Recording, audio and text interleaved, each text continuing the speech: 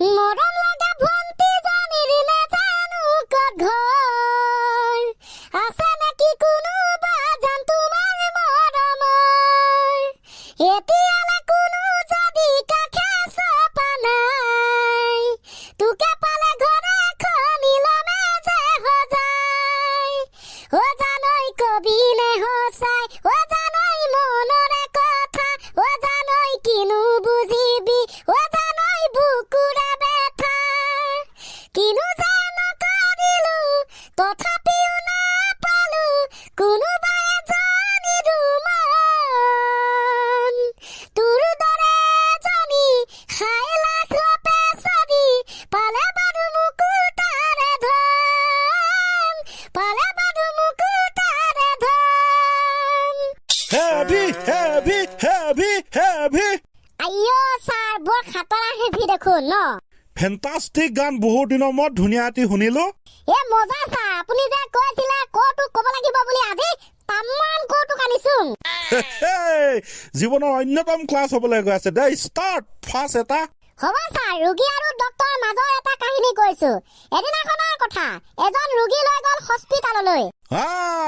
হস্পিটালত নি পালেগে ডাক্তৰে সুধিলে ইয় কেনেকে কি হ'ল বুজাই ক'বা নি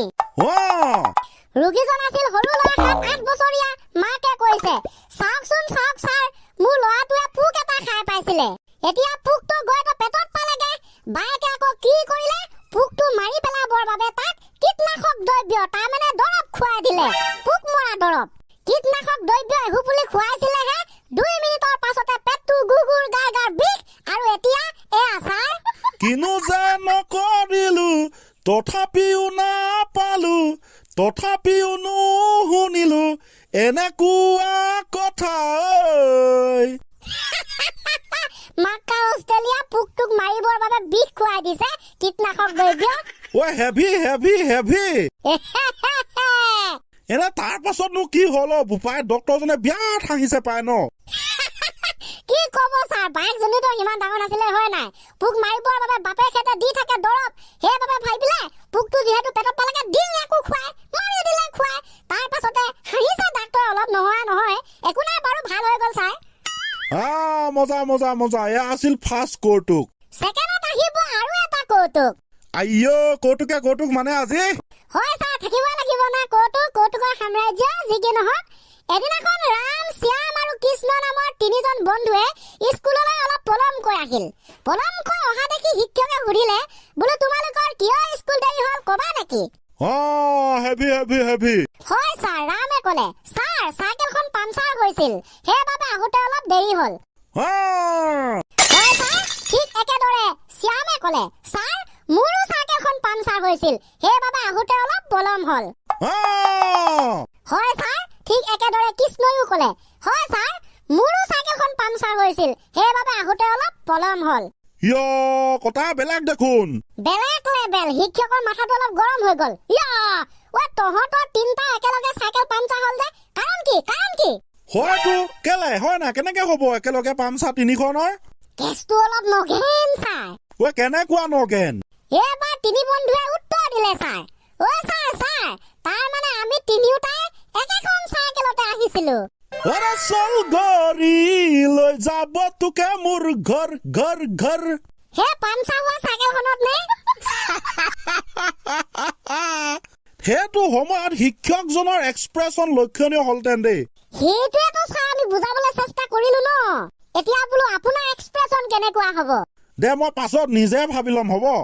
ছাৰ মজা হেভি দে তেনে ঠিক আছে তহঁতি দুটা কলি হৰি তই কবি নে কৌতুক চিগতা কেল নকম হয় ছাৰ কৌতুকৰ সাম্ৰাজ্য এয়া এদিনাখনৰ কথা ৰামে নিজকে অকলশৰীয়া এটা অনুভৱ কৰি আছে কি কথা এইটো হয় ছাৰ ভাবিছে এইটো হ'ব জানো এইটো নহ'ব জানো এনেকে হ'ব নে নহ'ব মানে কি কম ছাৰ বহুত দুখ ৰামৰ কৈয়ে পেলালে ৱাইফক হেৰা আজিকালি তুমি দেখোন মই মদ চিগাৰেট গুটখা খালেও একো নোকোৱা হ'লা আগতে বহুত বাধা দিছিলা কাৰণটো কি ছাৰ আপুনি দেখোন বৰ হাইফাই লেভেলত দিছে এইটো নতুন ষ্টাইল ষ্টাৰ্ট কৰো নে ছাৰ আকৌ কণ্টিনিউ কৰ কেল নকৰিবি হয় এডালেহে মাজতে হুৱাও মাৰিলে আইও দে কৰ ইয়েছ ছাৰ মিচিকিয়া হাঁহিয়াতি মাৰি ৱাইফে কৈয়ে পেলালে